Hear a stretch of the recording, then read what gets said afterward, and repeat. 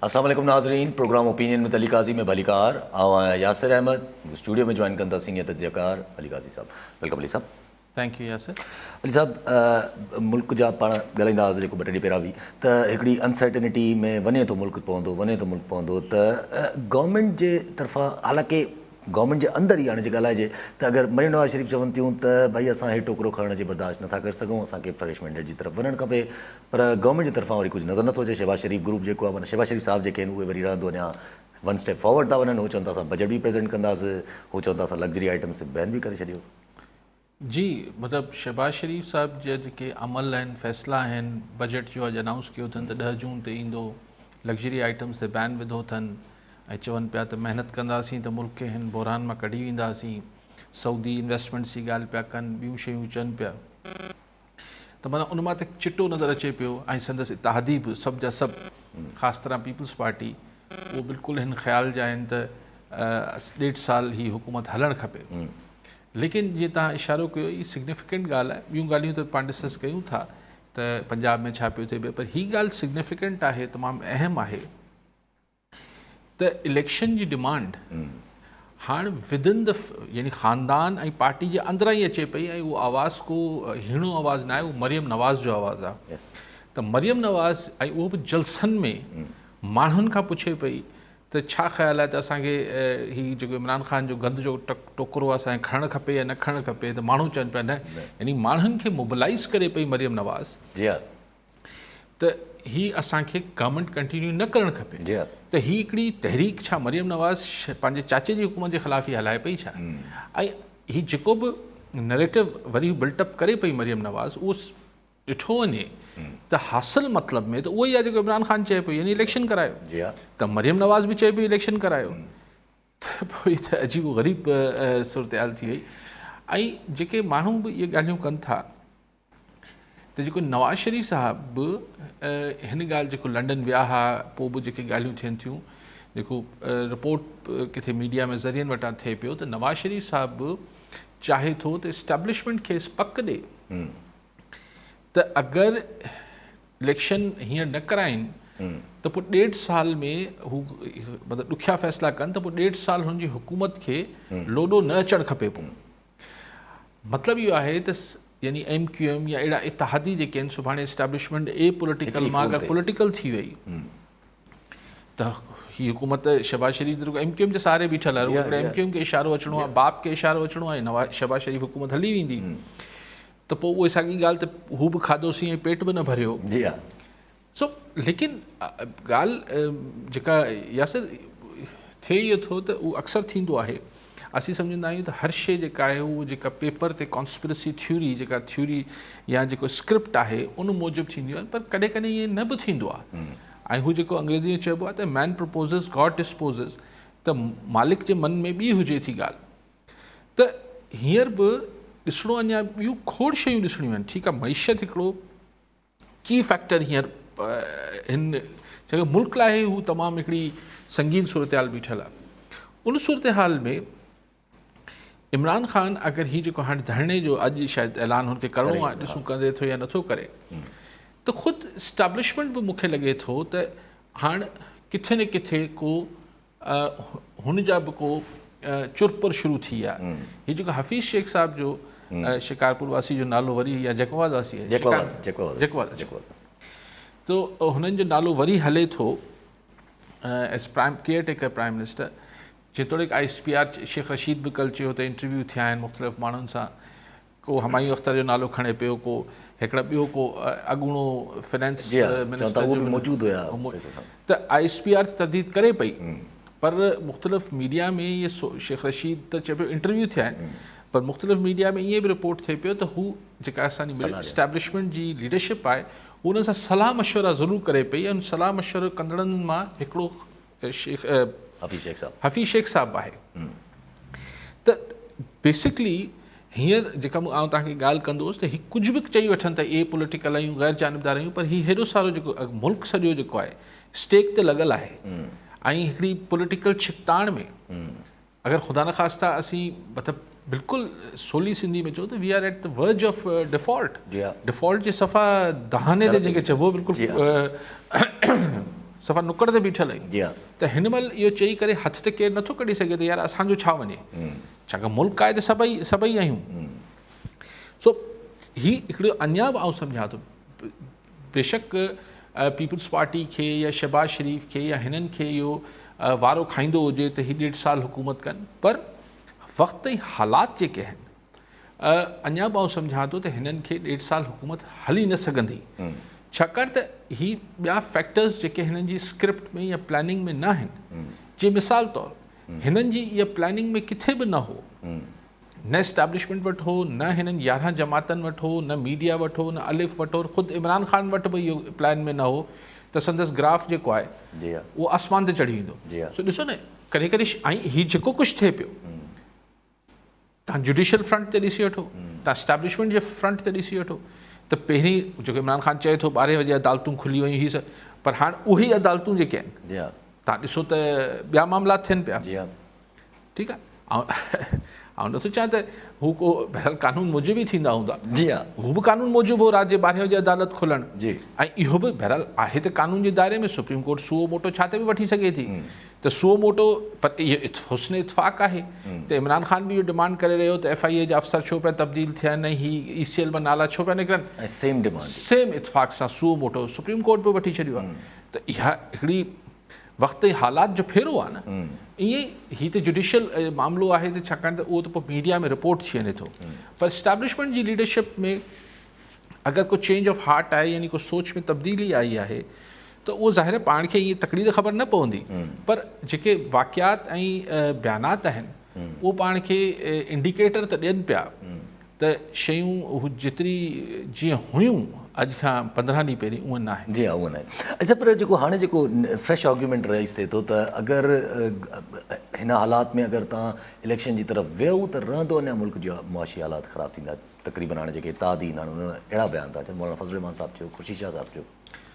सही हाणे उहो चवणु ज़ाहिर उनखे हुकूमत में रहण जो आहे मामिलो, शौक़ु आहे, न त कहिड़ी शइ आहे जेका केयर टेकर गवर्नमेंट नथी करे सघे। मिसाल अगरि जिन्हनि जी मिसाल हफ़ीज़ शेख साहिबु टाइप माण्हुनि जी, त जिन्हनि जी IMF या वर्ल्ड हुन फोरम्स ते हिकिड़ी पंहिंजी केमिस्ट्री आहे, उहो मतिलबु अगरि मिसाल सुभाणे हफ़ीज़ शेख प्राइम मिनिस्टर थिए त उनखे पेट्रोल जी सब्सिडी ख़तमु करण में घणी देरि लॻंदी, जेको हींअर IMF जी वॾे में वॾी फरमाइश ई आहे। ठीकु आहे, एक्सटेंशन वठण में ई सो जेके बि फ़ैसिला ॾुखिया फ़ैसिला आहिनि उहो हफ़ीज़ शेख या अहिड़े कंहिं बि टेक्नोक्रेट लाइ वठण में केतिरो मुश्किल आहे। सो कीअं ॾुखियाई थी वेंदी।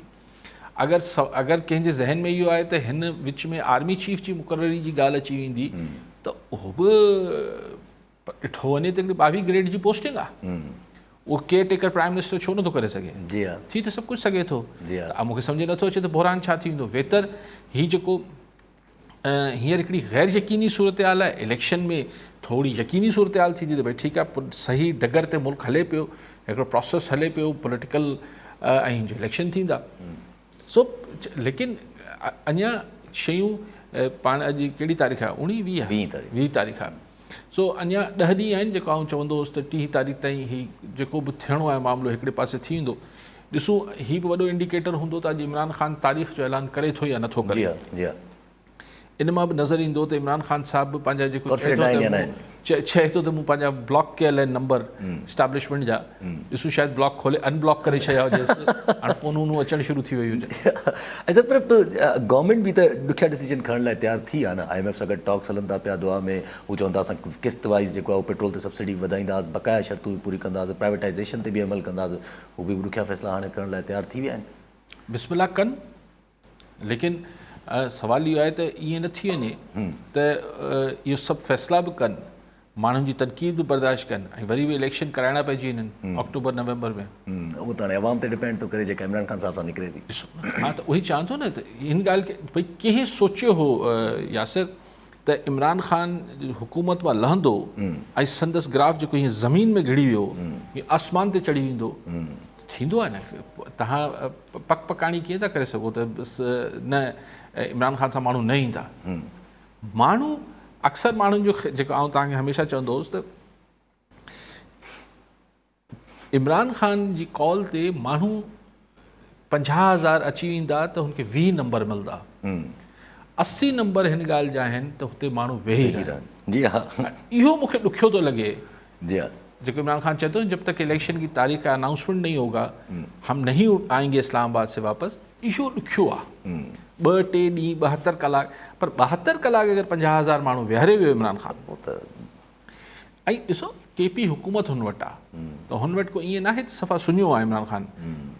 केपी हुकूमत जा पंहिंजा वसीला आहिनि, वसाइल आहिनि, सभु शयूं आहिनि। रुगो जहांगीर तरीन या अलीम ख़ान त वसाइल वारा न हूंदा आहिनि न, पूरी हुकूमत आहे। जी हाँ जी हाँ जी हाँ। ऐं सभु जेका पंहिंजी ॻाल्हि हली ॻाल्हि निकिती त सुप्रीम कोर्ट जे तरफ़ां त आर्टिकल 63A जी जेका हेतिरो अवेटेड मतिलबु हिकिड़ी सजेशन्स हुई सुप्रीम कोर्ट जे तरफ़ां, जेका हिकिड़ी तशरीह ॾिनल हुई, उहो काफ़ी इंतज़ारु हो हुनजो। तशरीह में काफ़ी इंट्रस्टिंग शयूं अची वियूं त आर्टिकल 63A जे बेसिकली मतिलबु अगरि तव्हां मुनरफ़ थी वोट कयो त उहो वोट तव्हांजो काउंट न थींदो, पर तव्हां डी सीट थी वेंदो। डी सीट जो त कोन चयो अथनि न। हुन चयो अगरि मनी बिल ते अगरि उन मुनरफ़ कनि थियनि था, ऐं अगरि हुन ते पंहिंजो CM जी इलेक्शन में ऐं प्राइम मिनिस्टर जी इलेक्शन में अगरि कोई मुनरफ़ थिए थो त उहो सज़ा जे लाइक़ु, मतिलबु सज़ा मिलंदी हुनखे, उहो डी पर वोट काउंट न थींदो। वोट काउंट न थींदो।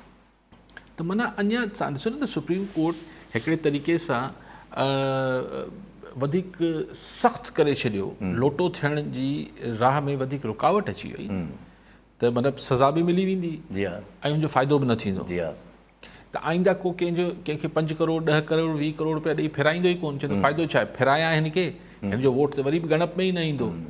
ऐं हू बि सोचींदो लोटो थींदड़ त यार लोटो थियां बि ऐं फ़ाइदो त कुझु ई कोन थींदो।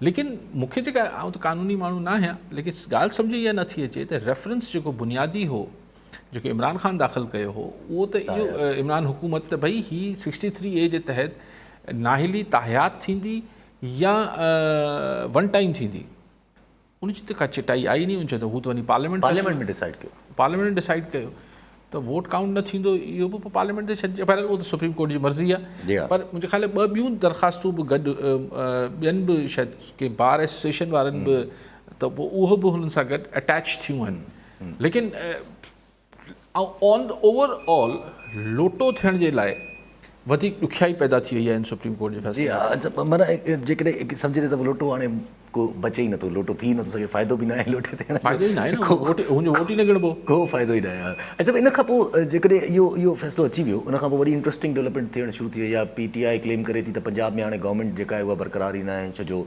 मुनरफ़ जेके आहिनि उहे डी सीट थी विया।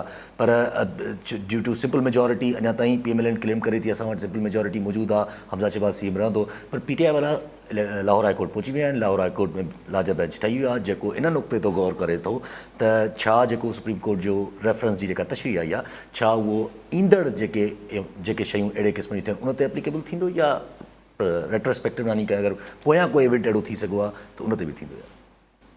ॾिसो अगरि पाण जो कानूनी पासा त अदालतूं ऐं कानूनी माहिर ॻाल्हाए वठंदा हुआसीं, पाण त जेको सियासी पासो आहे त हाणे कंहिं वटि बि जेको टोटल हाउस मां 25 माण्हू खुटी पिया आहिनि पंजाब मां, त उनजो फ़ाइदो नवाज़ लीग खे ई थींदो, छाकाणि त ही 25 जेके खुटा आहिनि उहे सभु जा सभु PTI जा हुआ। जी हा, अलीम ख़ान सूदो। त हाणे नवाज़ लीग जी जेको रिमेनिंग यानी जेके बाक़ी मांदा असेंबली जो मेंबरनि जो तादाद आहे, उनमें जेको बाक़ी मांदा आहिनि उनमें नवाज़ लीग जी अक्सरियत थी वई, त हमज़ा शहबाज़ खे त फ़िलहाल को हिन सां झटको नथो अचे। जी हा। कॉलर सां गॾु नज़ीर बलोच मीरपुर मां। जी बलोच साहब, छा चवणु चाहींदा? हाँ साईं, अस्सलाम वालेकुम। वालेकुम अस्सलाम। हाँ, पहिरीं त अली काज़ी साहब जिन सां संदसि वालदा जी जेको आहे फौतगी जे हवाले सां ताज़ियत पेश करियूं था। जी साईं। हाँ, मुंहिंजो अली काज़ी साहब जिन सां सवाल आहे त अली काज़ी साहब हींअर जेको रिसेंटली सुप्रीम कोर्ट जेको सो मोटो नोटिस वरितो ऐं पंहिंजो उन जे हवाले सां, ऐं उन में काफ़ी सारियूं बैन कयूं एग्जीक्यूटिव जे अथॉरिटी खे, जंहिंमें जेके ट्रांसफर पोस्टिंग ख़ासि तौर ते जेके पंहिंजो IB FIA नैब वग़ैरह जे हवाले सां, त इहो त सिधो सिधो जेको एग्जीक्यूटिव जे कम में जेको मुदाख़लत आहे। ॿिए पासे तव्हां ॾिसो त फॉरेन फंडिंग केस बि अञा ताईं 8 सालनि में को फ़ैसिलो कोन थो, उहो त क्लियर कट जेको आहे PTI जे जेको ख़िलाफ़ वञे थो।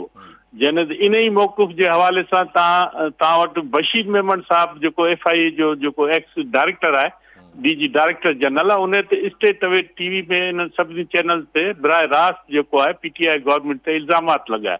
इन शयुनि खे कीअं पिया ॾिसो त आया ई पंहिंजो कीअं पई हले जेको मुल्की जेको सियासत ऐं इस्टेब्लिशमेंट ऐं रियासत जी रांदि जेको आहे इहो कहिड़े पासे वञे थी, मुल्क जो त ॿिन्ही तरफ़नि खां नुक़सान ई नुक़सान ॾिसण में थो अचे। जी ठीकु आहे साईं। जी बलू साहब, वॾी महिरबानी अला मूंखे चंद फिरदौस में जॻह ॾे।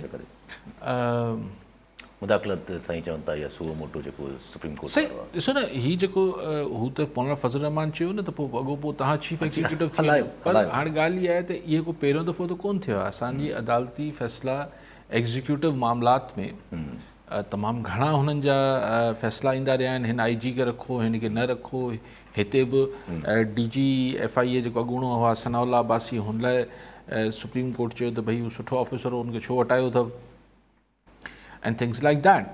हाणे पोइ अॼु शायदि हिकिड़े ॿिए नवाज़ लीग जे मिनिस्टर चयो पिए त पोइ सुभाणे छा असीं कंहिं इंस्पेक्टर खे बि नथा हटाए सघूं छा? पंजाब में 3 साल जेका म्यूज़िकल चेयर हली या चीफ सेक्रेटरी त हाणे पर मूं चयो न त फ़िलहालु ही मतिलबु सुओ मोटो त सुप्रीम कोर्ट वरितो आहे, पर ही इमरान ख़ान जेका मुतालबा करे रहियो हो, मूंखे न ख़बर त हुनजी ख़्वाहिश पूरी थी आहे न थी आहे, पर हुनजी सुप्रीम कोर्ट को न कई हूंदी, पर इतफ़ाक़ सां हुनजी ख़्वाहिश पूरी थी वई आहे।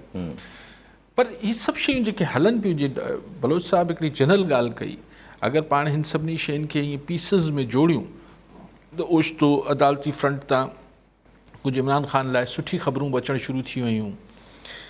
इलेक्शन कमीशन जिन लाइ चयो वियो पियो, इमरान ख़ान चयो पियो त हीअ सफ़ा धुर आहे, हीअ आहे, हू आहे, उन में फ़िलहालु अॼु 25 माण्हू फारिग करे छॾिया आहिनि, नाहिल करार ॾेई छॾिया आहिनि। पर हाणे सुठी शइ पहिरीं इन्हनि ते तनक़ीद करे रहियो इमरान ख़ान, अॼु हुननि खे ताड़ियूं वॼाए पियो इमरान ख़ान साहब।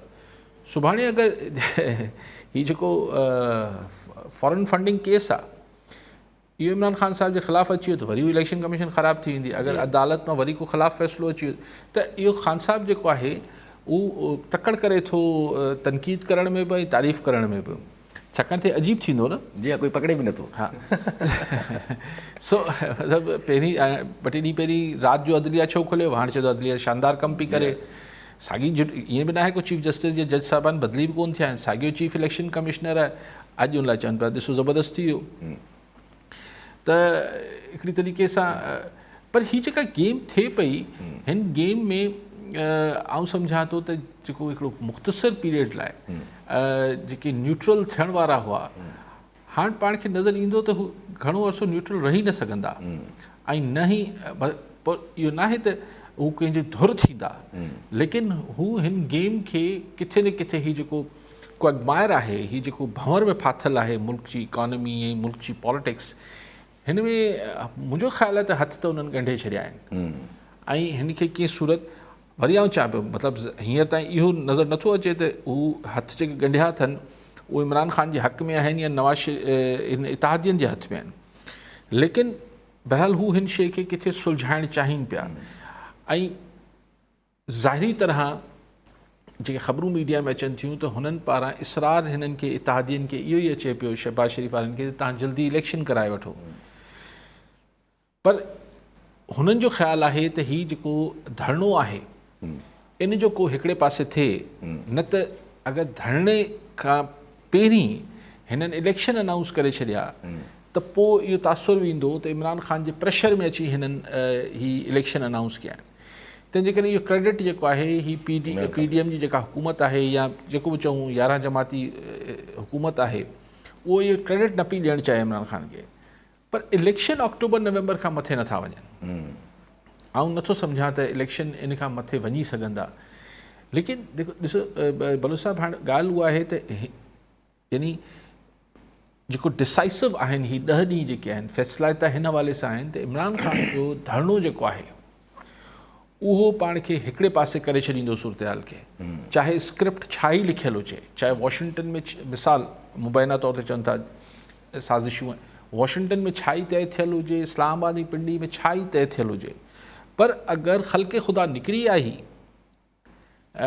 इमरान ख़ान जे धरणे में ऐं अगरि ख़ल्क़े ख़ुदा उते वेही रही त स्क्रिप्ट चेंज थी वेंदा। अच्छा पर पोइ जीअं तव्हां ॻाल्हि कई त थोरी हिकिड़ी फिज़ा नज़र अचे थी जेका माना थोड़ी फेवर में त न चइजे पर इमरान ख़ान साहब जे थोरो कुझु माण्हू चवनि था त इहा फिज़ा जेका आहे उहा इहा सिर्फ़ु धरणे खे डिफ्यूज़ करण लाइ ई आहे। धरणे खे मूं चयो न तव्हांखे त हीअ 10 ॾींहं त हाणे इन ते आउं अॻु मिसाल अॼु इमरान ख़ान चई वेठो त अॼु आउं अनाउंस कंदुसि न करे, जी हा, न त इहो इंडिकेटर हूंदो जी हा, त न कुझु ॻाल्हियूं हलनि पियूं।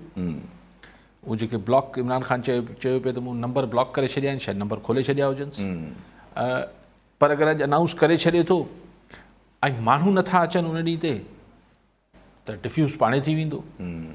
माण्हू अचनि था ऐं बसि 2 कलाक 3 कलाक उहो जेके गाना वाना हलनि था स्टेज तां तकरीबन ॿुधी हलिया वञनि था त बि डिफ्यूज़ थी वेंदी सूरत।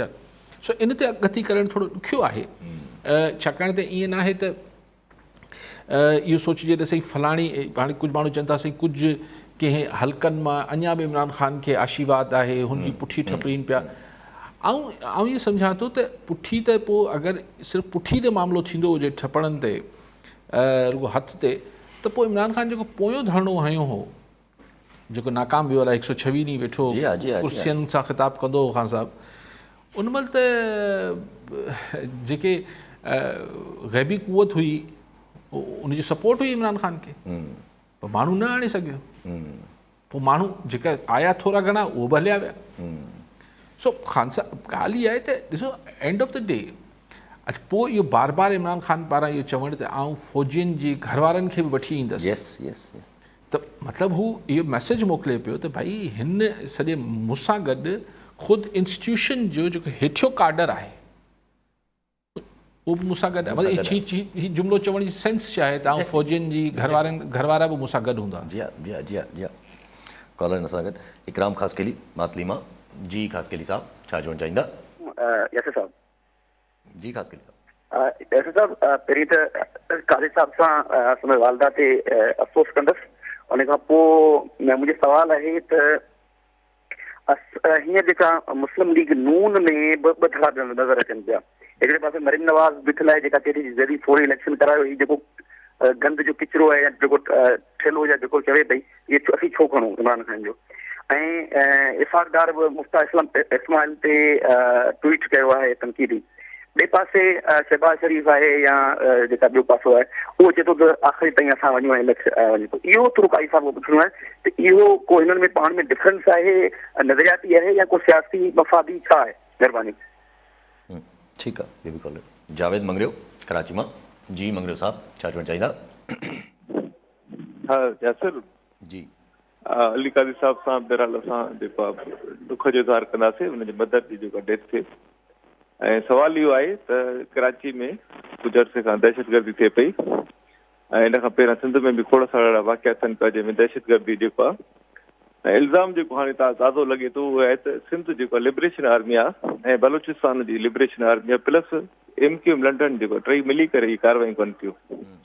त सिंध लिबरेशन आर्मी जेको आहे ॾिसो सिंध में हिकिड़ी रवायत रही आहे जेका सिंधु देश हवाले तां GM सईद जेका शुरूआति कई त उनजी हिकिड़ी तारीख़ी पस मंज़र आहे सिंध जी आज़ादीअ जो उहा हिकिड़ी नज़रियाती जिदोजहद आहे। असां कंहिं ज़माने में इन ते जेको आहे हिकिड़ो तफ़सीली बहस थींदा मुबाहिसा थींदा, अॼु असां इन पां कोई बि नथो ॻाल्हाए त इहे माण्हू किथां अचनि था, सिंध लिबरेशन आर्मी जा काॾे इन्हनि जो जेको हैसियत कहिड़ी आहे, किथां इहे जेको ट्रेंड थियनि था ऐं अचानक सां जेको आहे दहशतगर्दी जॾहिं जेको इन्वेस्टिगेशन थिए थी त सॼो इल्ज़ाम जेको आहे इसेले ते अचे थो।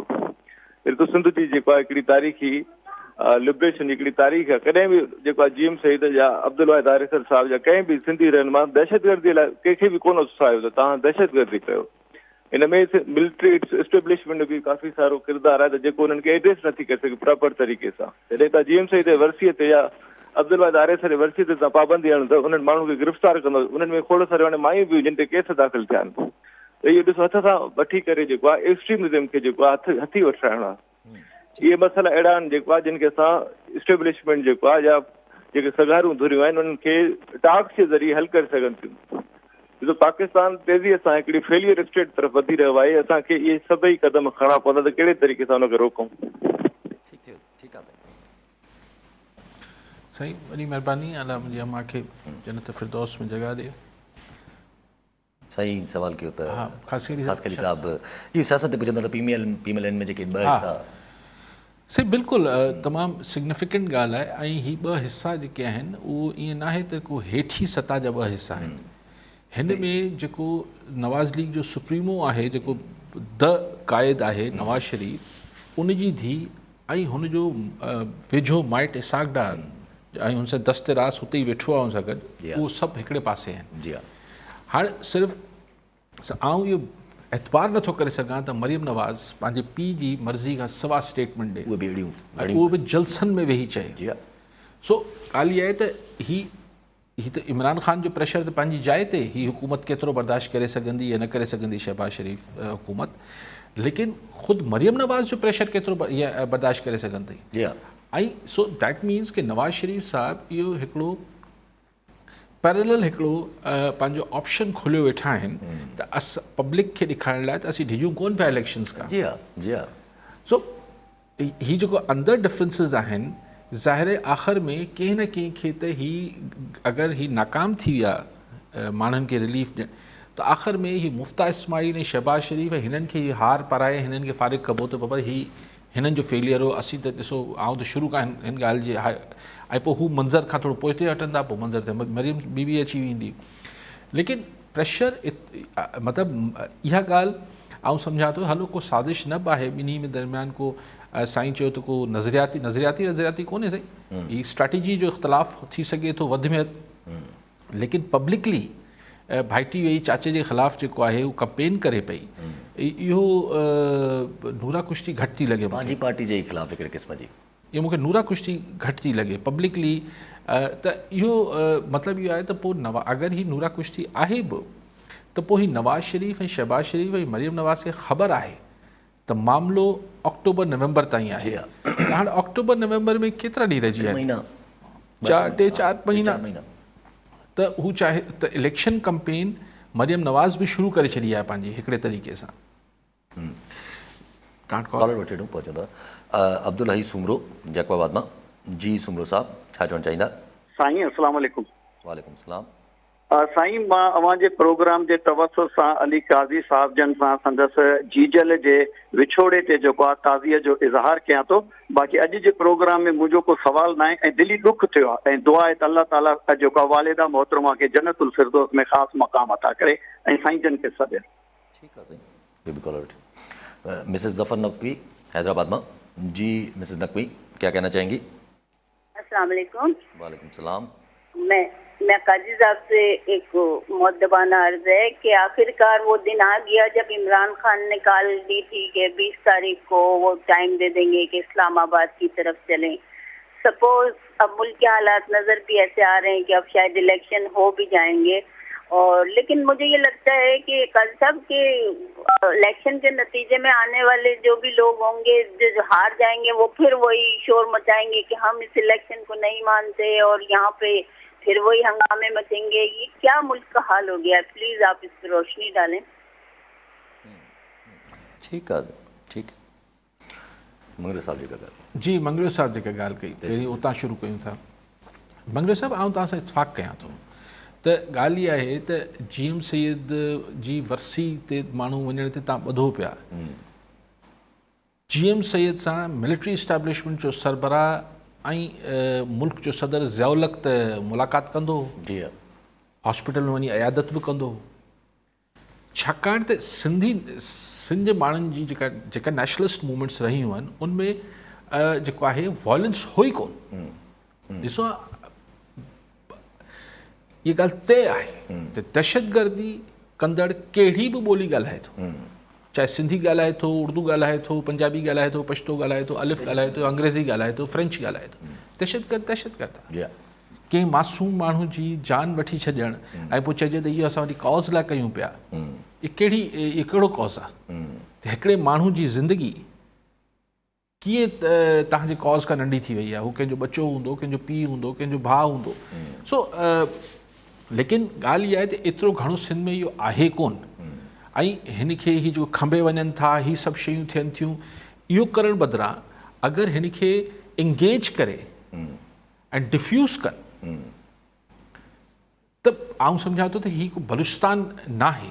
ऐं मां हमेशह जा सालनि खां इहा ॻाल्हि चवां थो त महिरबानी कयो सिंध खे बलूचिस्तान वांगुरु डील न कयो। न ही सिंध बलूचिस्तान आहे, न ही बलूचिस्तान जेतिरो नंढो आहे मतिलबु आबादी वाइज़, ऐं हिन जा डायनामिक्स ॿिया आहिनि। सिंध जे माण्हुनि खे न कावड़ाइजे, ऐं ईअं उहा शइ जॾहिं मौजूदु ई कोन्हे त उनखे कुचलण जे नाले में अहिड़ो कमु न कजे जो ख़ामख़ा में जेको आहे न थींदड़ शइ बि खे हवा मिलणु शुरू थी वञे। सो हू जेको ही आहे एलिमेंट, ज़ाहिर ही इंडिया आहे, ज़ाहिर ही फॉरेन फंडिड शयूं आहिनि। पोइ हाणे नाला कहिड़ा बि रेवोल्यूशनरी ऐं जेको बि तव्हां रखी वठो नाला, ॻाल्हि बेसिकली इहा आहे त टेररिज़म जेका आहे उहा कंहिं बि नाले में कंहिंजे बि ख़िलाफ़ु थिए उहो ग़लति आहे। ऐं लेकिन हुनखे जीअं डील असां वटि कयो पियो वञे उहो ओतिरो ई ग़लति आहे। ॾिसी अगरि सो हिन मामले खे पॉलिटिकली हैंडल कयो वञे ऐं एडमिनिस्ट्रेटिवली बि हैंडल कयो वञे त ही कोई एतिरो वॾो इशू न आहे। पर अगरि हिनखे ईअं ई जीअं कयो पियो वञे हैंडल, अगरि ईअं हैंडल कयो वियो त ख़ुदा न ख़ास्ता हिन जे वधण जो इम्कान मौजूदु रहे थो। बैकफायर करे सके। जी मिसेस नकवी साहब, बहन बात यह है कि कल फिर क्या इमरान खान साहब अगर हार गए तो वो मानेंगे नहीं मानेंगे, नवाज लीग और पीपल्स पार्टी हार गए तो देखिए माने ना माने उसके लिए एक चीज़ का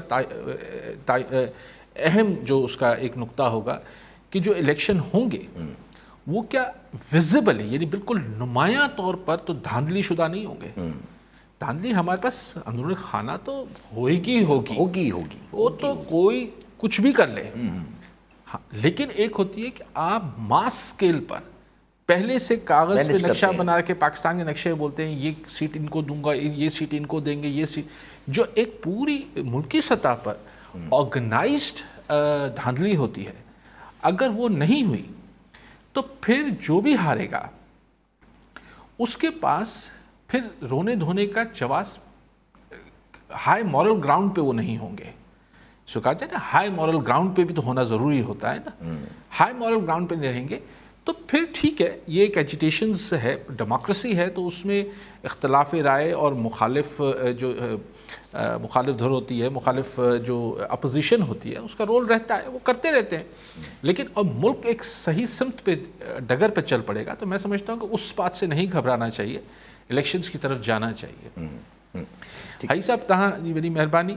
ऐं अॼु इहो पहिरियों शो मुंहिंजो हूंदो यासर जेको मुंहिंजी वालदा न ॾिसी, मतिलबु घटि में घटि दुनियावी हिसाब सां न ॾिसी रही हूंदी। सो अलाह उनखे मग़फ़िरत करे। जीअं पंहिंजी ॻाल्हि छाकाणि त कुझु थी वञे मुंहिंजो शो लाज़िमी ॾिसंदी। अच्छा पंहिंजी बलूचिस्तान ते ॻाल्हि हली पई त जीअं इहा ॻाल्हि निकिती SRA ऐं इहे सभु, त असद उमर साहब कल्ह अहिड़ा ई कुझु कमेंट्स ॾिना आहिनि। असद उमर साहब चवनि था त इमरान ख़ान खे गिरफ़्तार करण जूं ॻाल्हियूं अचनि थियूं पियूं, मारण जूं ॻाल्हियूं अचनि थियूं पियूं, पर इहो यादि करे छॾनि फ़ैसला साज़ी वालों को कान खोल के सुन लें कि जो कहते थे कि अकबर बुगटी को मार दिया है, ये हो गया वो हो गया, बलूचिस्तान 15 साल से संभाला नहीं जा रहा। नहीं त सही ॻाल्हि आहे न। ॾिसो आऊं कोई इमरान ख़ान, लेकिन हीअ जेका ॻाल्हि आहे, पर काश असद उमर ही हुकूमत में हूंदे बि चए हा। जी हा, इहो असां वटि रुॻो जॾहिं नाराज़ थियनि था पोइ छो था चवनि। मूंखे यादि आहे परवेज़ मुशर्रफ साहब पावर में हुआ, जाहो जलाल में हुआ, त असां 6-7 एंकर्स खे घुराए वियो, उहो नओं ट्रेंड विधई त 7 एंकर, पोइ इमरान ख़ान बाद में कंदो, इहो मुशर्रफ साहब जो ट्रेंड हो। रिपोर्टर ने असां एंकर से घुरायो है, 7 या 8 हुआसीं, त उहो ये बलूचिस्तान ये है मुशर्रफ साहब का, त उहो हलियो पियो टीवी में, उन ज़माने सरकारी टीवी ते हलियो, बलूचिस्तान ये है, बलूचिस्तान बस 3 सरदार हैं, मसला उनका है, इशारो उन जो हो अकबर बुगटी, सरदार अताउल्लाह मैंगल ऐं खैर बख्श मरी साहब। त 3 सरदारों का किस्सा है, बस ठीक हो जाएगा, इनको बस ये ठीक कर लेंगे, ये हो जाएगा वो हो जाएगा। तो मुझे सवाल जवाब जो वक्फो थियो तो मूं गुजारिश निमाणी कही मास, मुझे सर ये जो आप कहते हैं कि 3 सरदारों का मामला है, ये वही रवश है जो ईस्ट पाकिस्तान में भी होती थी, जो दूसरी जगह पे होते हैं कि चंद शर पसंद हैं। तो सर ये 3 सरदार नहीं हैं, इनके पीछे लाखों बलोच हैं। पोइ मूं ॾाढो ईअं कावड़िजी पियो, उन महिल टीवी ते ऑन एयर ई कावड़िजी पियो। त ॻाल्हि इहा आहे त हीअ पोइ सही थो चए सघो, पोइ अकबर बुगटी खे मारे छॾियऊं, चई उतां धक लॻंदो जो ख़बर ई न पवंदी किथां लॻो, बिल्कुलु लॻो, ऐं अकबर बुगटी शहीद थी वियो। पोइ अॼु बलूचिस्तान संभालिजे थो, 3 सरदार त टई हलिया विया, जिन्हनि 3 सरदारनि लाइ चए पियो मुशर्रफ साहब, 3 सरदारों का मसला है, अॼु त हिन दुनिया में टई सरदार कोन्हनि, अकबर बुगटी बि कोन्हे, खैबशमरी बि कोन्हे, अताउल्ला मैंगल बि न आहे, पोइ बलूचिस्तान संभलिजी वञे थो छा? जुल्फ़कार अली भुट्टो खे शहीद कयूं, फाई ॾेई छॾियऊं, मतिलबु हाणे त वरी बि पर हिकिड़ी 30 साल 40 साल जुल्फ़कार अली भुट्टो खे मतिलबु सियासी तरह मारे ई न सघिया। इहो को हल न आहे की अगरि इमरान ख़ान लाइ बि या हुन लाइ ख़ुदा न ख़ास्ता को अहिड़ी शइ आहे त हिते एग्री कयां थो असद उमर सां त ही तरीक़ा ई ग़लति आहिनि। ही कंहिं शोरिश खे ऐं कंहिं सियासी मामले खे ख़ासि तरह जंहिंमें सियासी एलिमेंट हुजे उनखे त इहो सिर्फ़ु आहनी हाथ से कुचल देंगे, वो कुचलिया उचलिया कोन था वञनि, पोइ जेतिरो कुचलियो था ओतिरा हुन ॿिया निकिरनि था। जी हा, ओतिरा हुन ॿिया निकिरंदा। अच्छा, ॻाल्हि अॼु पंहिंजे चौधरी परवेज़ इलाही साहब बि हिकिड़ी नंढी ॻाल्हि कई, हिकिड़ी इंट्रस्टिंग ॻाल्हि आहे उहा, छो जो अगरि पंजाब में सिचुएशन, हाणे चलो पंहिंजी सियासत ते अचूं त अगरि जे पंजाब में अहिड़ी सिचुएशन बि थी त जीअं ॿीहर इलेक्शन या ॿीहर वोट लाइ कुझु चयो वञे थो त चौधरी परवेज़ इलाही चवंदा त मां PTI जो कैंडिडेट आहियां, मां खटियुमि त मां हिकु ॾींहं में उन अधु कलाक में जेको आहे उहो असेंबली तोड़े छॾींदुमि। पर वरी गॾो गॾु इहे ॻाल्हियूं बि अचनि थियूं त सदर साहब जेको आहे उहो प्राइम मिनिस्टर शहबाज शरीफ़ साहब खे चवंदा त हू जेको आहे वोट ऑफ कॉन्फिडेंस वठनि, ऐं जॾहिं वोट ऑफ कॉन्फिडेंस वठणु वेंदा त जेके काफ़ली के 2 वोट आहिनि, परवेज़ इलाही चवंदा त मां हुनखे चई छॾींदुमि त उहे असांजी तरफ़ वापसि अची वठो। हा, त 2 हलिया बि वेंदा त वरी 172 बीहंदो वञी टोटल 172 ते प्राइम मिनिस्टर ॾाढो इहे एज ते बिल्कुलु ईअं रस्से ते हुई हुकूमत हले पई, उहो रस्सो ईअं बांस जले माण्हू रस्से ते हलंदो आहे, त इहा जेका रोक वॉकिंग आहे इहा शहबाज़ हुकूमत, ऐं मूंखे यार पहिरें ॾींहं खां सम्झि नथो अचे त हिन मां हासिलु छा पियो थिए नवाज़ लीग खे, मुल्क खे बि नुक़सानु पियो थिए, ऐं बतौर पार्टी जेको हिनजी सभिनी खां वधीक सियासी क़ीमत जेका चुकाए पई, पीपल्स पार्टी या JUIF ऐं ही न पिया अदा कनि क़ीमत, जेका वॾी वॾी क़ीमत अदा करे पई हिन सॼी सूरत हाल में, उहो ख़ाली देगड़ी में ॾोई पई फिराए, उहो नवाज़ लीग आहे। ऐं नवाज़ शरीफ़ खे कहिड़ी मजबूरी आहे, कहिड़ी लाचारी आहे, पर दिगो वरसो न रहंदो। ठीकु आहे साहब, वरी महिरबानी साहब। नाज़रीन, अॼु जे प्रोग्राम जो वक़्तु पूरो थियो, वरी मिलाईंदड़ प्रोग्राम में दुआ में।